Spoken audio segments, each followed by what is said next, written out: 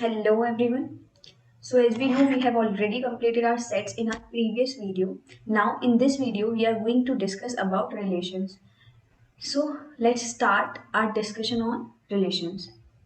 So हमने last video में ये सारे टॉपिक्स हमारे कवर किए थे एक्सेप्ट परम्यूटेशन एंड कॉम्बिनेशन. हमने इंट्रोडक्शन दिया था सेट्स का, सेट के कुछ सिंबल्स देखे थे, नंबर टाइप्स ऑफ सेट्स देखे थे, वेन डायग्राम, कुछ प्रॉपर्टीज देखी थी सेट्स की, कुछ क्वेश्चंस भी किए थे, कुछ डिफाइंड फॉर्मूलाज देखे थे जिससे हमारा जो क्वेश्चन सॉल्विंग है वो इजी हो जाती है. नाउ अब हम क्या देखेंगे, रिलेशन देखेंगे. What is relation? अगर मैं आपसे आपके नॉर्मल लैंग्वेज में पूछूं, लेमन लैंग्वेज में पूछूं, तो रिलेशन क्या होता है? सिंपल, मतलब कौन किसका भाई है, कौन किसका बहन है, this is a relation, right? तो मैथ्स में ये रिलेशन हम कैसे डिफाइन कर सकते हैं? देखो, अगर मेरे पास ए मान लो अ सेट ऑफ बॉयज है, राइट, और बी जो है सेट ऑफ गर्ल्स है, और मैंने इन दोनों के बीच में एक रिलेशन डिफाइन कर दिया कि ए जो है वो ब्रदर है बी का, तो मैं दो दो के सेट्स बना लूंगी कि ये दोनों ब्रदर एंड सिस्टर हैं, ये दोनों ब्रदर एंड सिस्टर हैं, एंड ये दोनों ब्रदर एंड सिस्टर हैं. तो क्या होगा कि इन दोनों में एक रिलेशनशिप फाइंड हुआ, एक रिलेशन फाइंड हुआ, इन दोनों में एक रिलेशन फाइंड हुआ, इन दोनों में एक रिलेशन फाइंड हुआ. सिमिलरली ऐसे ही हम मैथ्स में करते हैं. वहां क्या होता है, बॉयज एंड गर्ल्स की जगह हमारे डिजिट्स आ जाती हैं. ओके, नाउ पहले डेफिनेशन पढ़ते हैं कि डेफिनेशन हमारी रिलेशंस की क्या बोलती है. Let A and B two non empty sets mean जो कि एम्प्टी ना हो, जिसमें कोई ना कोई वैल्यू हो, that is called non-empty sets. Then every subset A cross B defines a relationship from A to B. Then A cross B अगर मैं फाइंड करती हूँ, cross is a relationship. Okay, मतलब है कि A cross B, simple cross multiplication जो हमने पढ़ा था, ये simple cross multiplication A cross B defines a relation from A to B, and every relation from A to B is a subset of A cross B.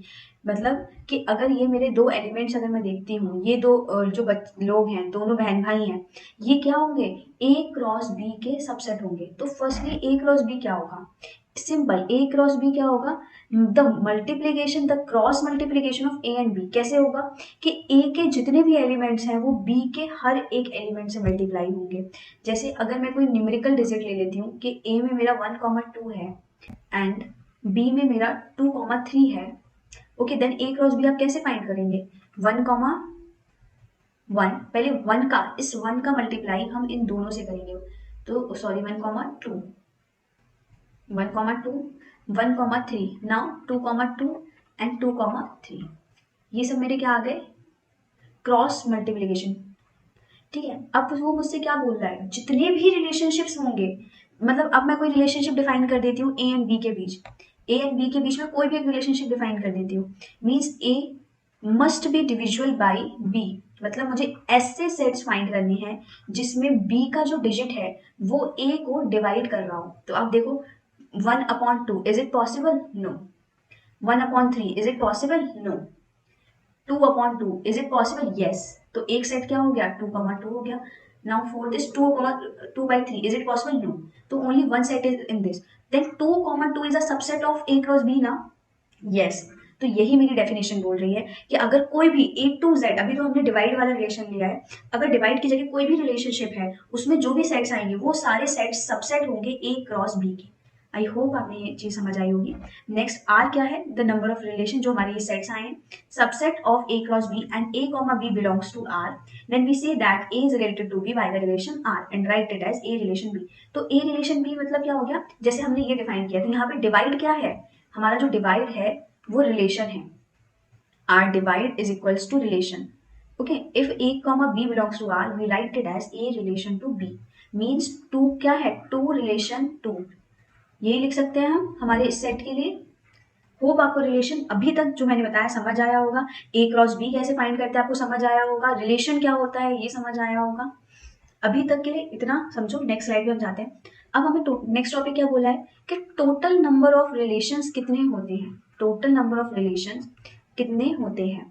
तो पहले definition पढ़ लेते हैं. Let A and B be two non empty finite sets. Finite sets मतलब the countable, ऐसा set जिसको count किया जा सके. Okay, containing of m and n elements. Means अगर टू सेट्स होंगे ना, तो ए में एम एलिमेंट्स हैं एंड बी में एन एलिमेंट्स हैं.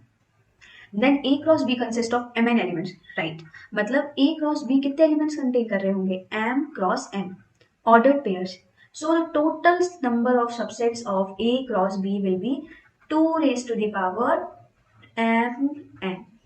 ये तो हमें पता है कि नंबर ऑफ सबसेट्स कितने होंगे, ओके, नंबर ऑफ सबसेट्स का फॉर्मूला होता है ना हमारे पास 2 की पावर n, तो बस हमने वही फॉर्मूला यहाँ पे पुट किया है. Since each subset of A cross B defines relation from A to B, so the total number of relation from A to B is 2 की power m into n. Among these 2 की power m into n relation, the void relation phi and the universal relation A cross B are trivial relation from A to B. Means इसमें ये दोनों भी relationships included है मेरे, A cross B and the phi relation. तो total number of relations मेरे क्या होंगे, अगर ए में मेरे m एलिमेंट्स हैं एंड बी में मेरे n एलिमेंट्स हैं, then total elements A cross B में कितने होंगे, m n, एंड सबसेट्स कितने होंगे, the subsets will be 2 raised to the power mn. Okay, now the most important topic of relations and functions, that is domain and range. Let R be a function from a set A to a set B, then the set of all first components or coordinates of the ordered pairs belonging to R is called the domain of R. Means y equals to x plus 1. For example, this is our function. ठीक है, this is our function. तो what is domain, domain is nothing, domain is the range of y, मतलब कितनी value, minimum value मेरी y की क्या होगी and maximum value मेरी वाई की क्या होगी, that will be the domain of our function. Okay, and what is the range, range is the minimum and the maximum value of x. Okay, तो इस केस में अगर मैं देखूं तो मैं कैसे निकाल सकती हूँ मेरा डोमेन एंड रेंज. तो अगर मैं देखूं यहाँ पे मिनिमम एंड मैक्सिमम वैल्यू मेरी क्या हो सकती है, एवरी वैल्यू इज पॉसिबल ना इन दिस केस. तो अगर मेरा आर दिया हुआ है, फंक्शन का रेंज आर दिया है, तो मेरा डोमेन भी आर हो जाएगा.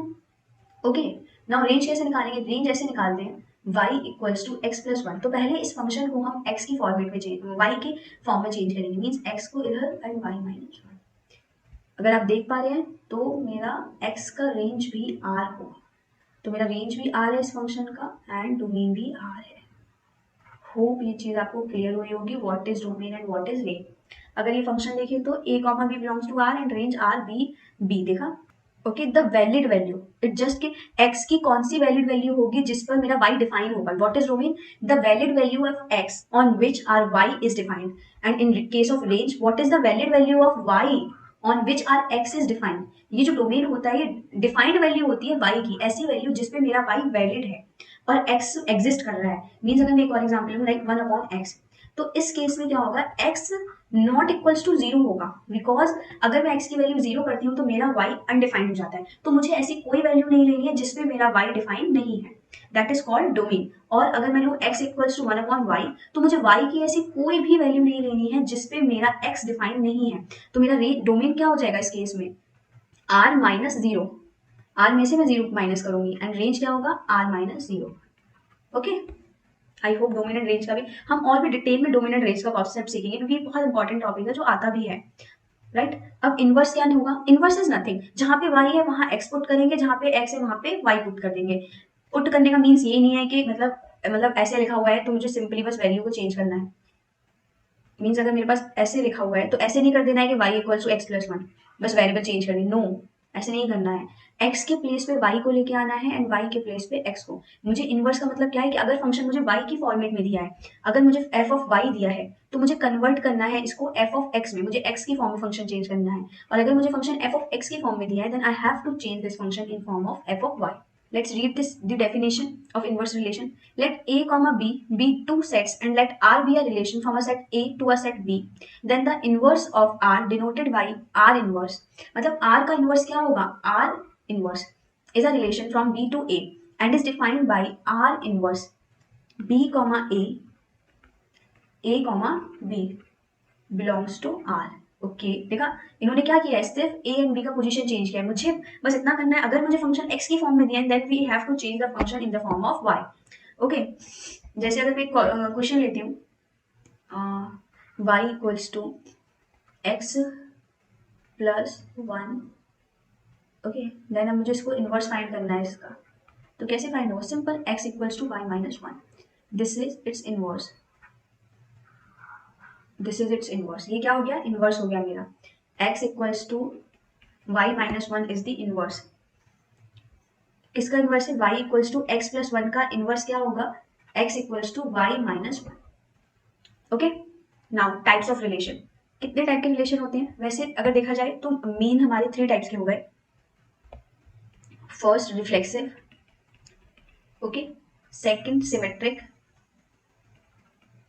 Third one is transitive, and fourth one एक और आता है बट वो इससे अलग होता है थोड़ा सा, that is anti symmetric, that is a part of symmetric.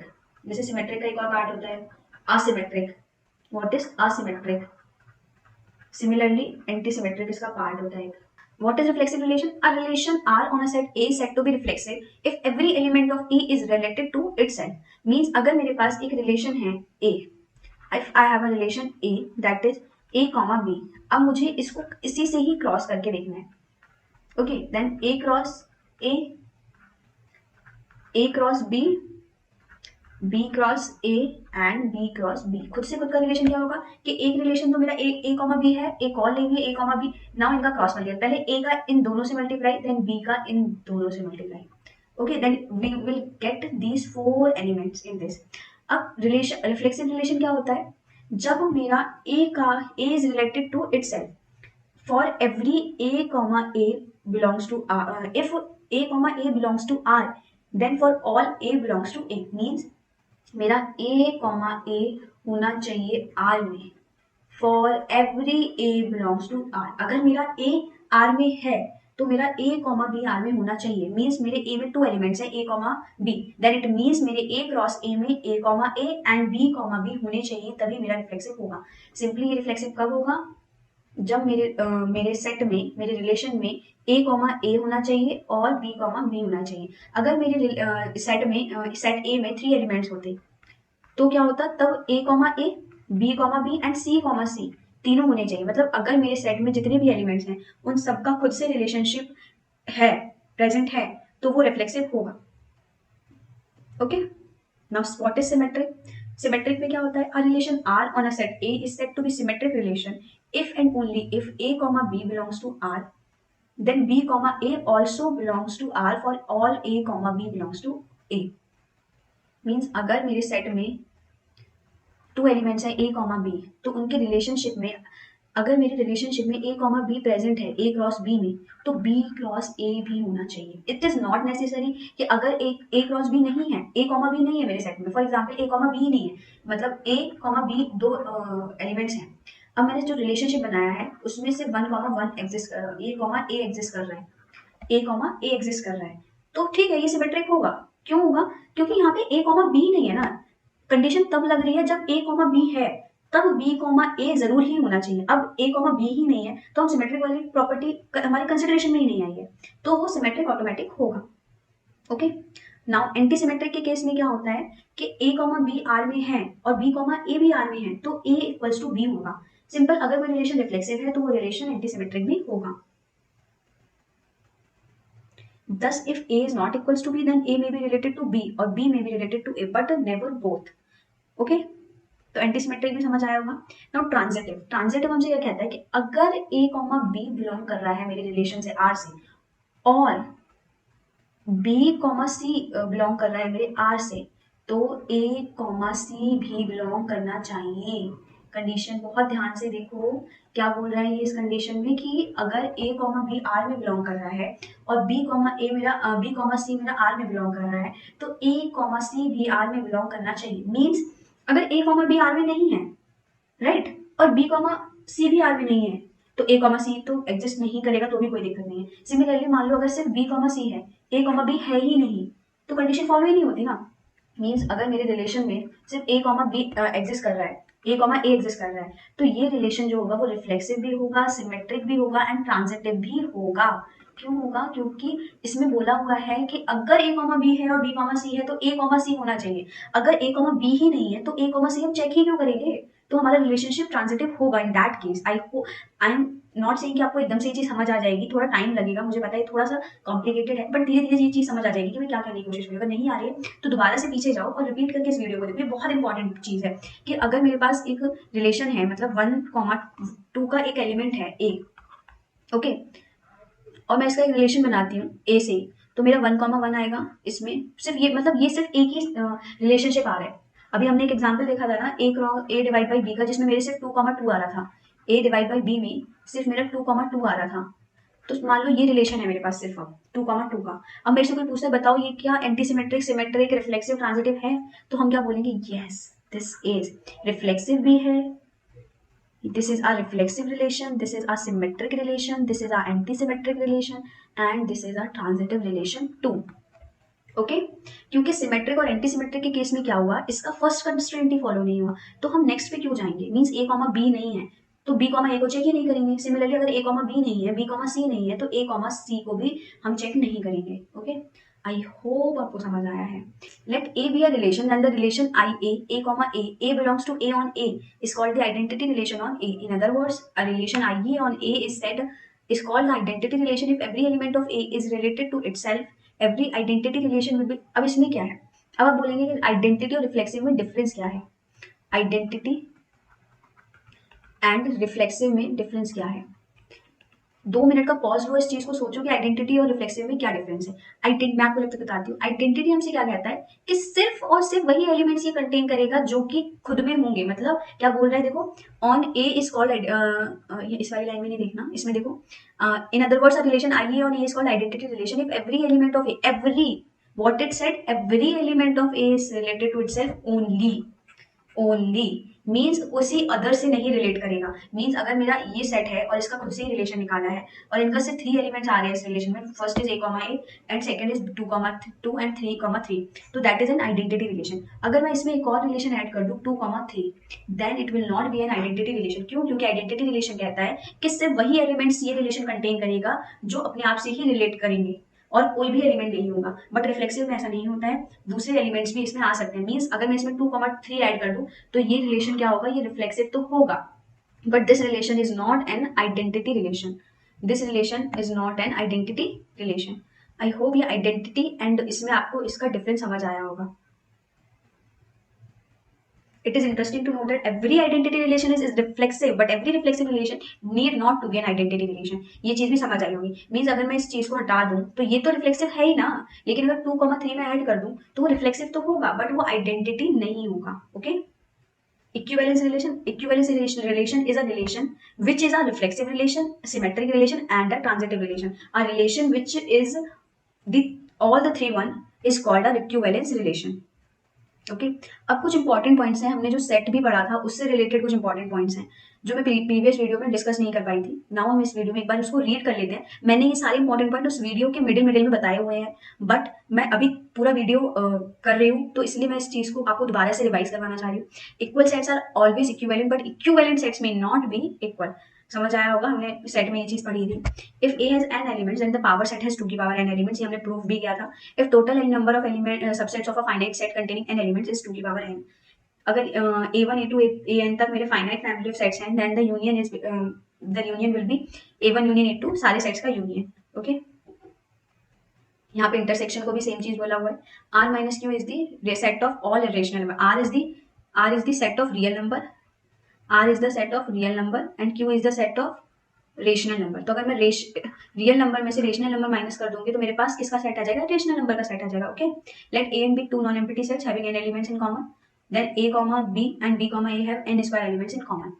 ये बहुत इंपॉर्टेंट चीज है, डायरेक्ट क्वेश्चन आता है इससे बन के, डायरेक्ट क्वेश्चन। अगर आपको ये चीज लर्न नहीं हुई तो आप वहां पे बैठ के इसको प्रूफ ही करते रहेंगे, ड्राइव ही करते रहेंगे और आप आंसर को कंक्लूड नहीं कर पाएंगे। इफ यू रिमेंबर दिस तो आप विद इन अ सेकंड इसका आंसर टिक करेंगे और नेक्स्ट क्वेश्चन पे फॉरवर्ड करेंगे, will save a lot of time. ये क्वेश्चन हमने प्रीवियस वीडियो में डिस्कस किए थे because these questions are directly related to sets. Let's start doing our questions. So the very first question is let L be the set of all straight lines in the Euclidean plane. Two lines L1 and L2 are said to be related by the relation R. So हमारे पास line है set of L, set of straight lines है और जो कि L1 and L2 आपस में क्या है, पैरेलल है। Okay then the relation R is equivalence, simple है ना, ये तो बहुत ही ज्यादा। L रिफ्लेक्सिव तो हो गई, ठीक है। सिमेट्रिक कैसे होगा, अगर L1 L2 के पैरेलल है तो L2 भी तो L1 के पैरेलल होगी। If L1 is parallel to L2 and L2 is parallel to L3 then L1 is parallel to L3 ना डायरेक्टली। तो ये क्या हो गया, ये मेरा रिफ्लेक्सिव भी हो गया, सिमेट्रिक भी हो गया एंड ट्रांजिटिव भी हो गया। अब इससे रिलेटेड एक क्वेश्चन मैं आपको होमवर्क में दे रही हूँ जो आप मुझे करके कमेंट बॉक्स में बताएंगे। That is the set of perpendicular lines, उसका सेट क्या होगा, रिफ्लेक्सिव होगा, सिमेट्रिक होगा, ट्रांजिटिव होगा, इक्विवेलेंस होगा या फिर none. Okay, so the next question is in a certain town 25 families own a phone. Okay, phone कितनों ने लिया है, 25% ने. 15% own a car. Okay, 15% own a car. 65% families own neither a phone nor a car. Neither a phone nor a car. 2000 families own both a car and a phone. अब starting से देखो, मेरे पास phone वाली कितनी families है, 25% family है. Car वाली कितनी फैमिलीज है, 15% फैमिली है. अब मुझे पता है कि मेरा जो यूनिवर्सल होगा परसेंटेज के केस में वो 100% होगा. ठीक है, अब उन्होंने मुझे बोल दिया, अगर मैं वेन डायग्राम से इस चीज को समझाऊं, 65,000 कि मेरे पास ऐसे लोग हैं जिनके पास ना ही फोन है ना ही कार है, तो इसमें से ये बॉक्स जो सर्कल से बाहर वाले लोग हैं, ये 65% लोग हैं मेरे. ठीक है, ये मेरा फोन वाले लोग हुए, कार वाले, इन दोनों के अलावा ये 65 लोग हैं. तो अगर मैं यूनिवर्सल में से मैं 65% लोगों को माइनस कर दूं, तो मेरा पी यूनियन सी निकल आएगा ना. 100 में से मैं माइनस कर दूं किसे, 65% लोगों को, then I will get 35 and I get P union C, 35%. Okay, तो सेकंड वाला जो मेरा है वो तो करेक्ट हो गया कि 35 families own neither a car, either a car और अ फोन. नाउ नेक्स्ट क्या है, अब मुझे देखना है कि टोटल कितनी फैमिलीज हो सकती हैं. ये तो होगा नहीं. ओके, अब थर्ड वाला एक बार चेक करना है कि थर्ड है कि नहीं है. थर्ड वाला कैसे चेक करेंगे, मेरे पास यूनियन आ गया. अब मुझे इंटरसेक्शन की value the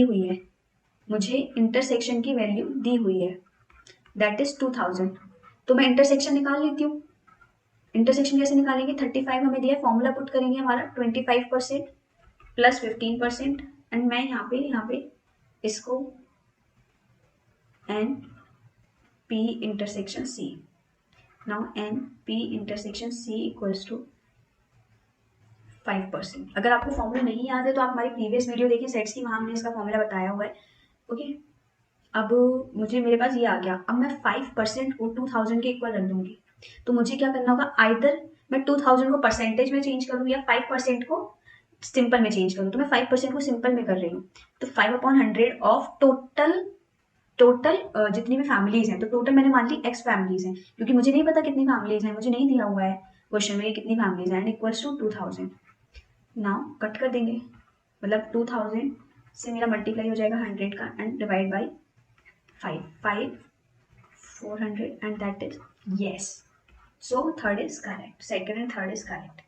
Okay, next question is very easy. आपसे बोला है which of the following is an equivalence relation on A. तो P, P होगा, ठीक है, P, Q होगा, P, R होगा, देन Q की मल्टीप्लाई होगी तीनों से, Q, P, Q, Q, Q, R.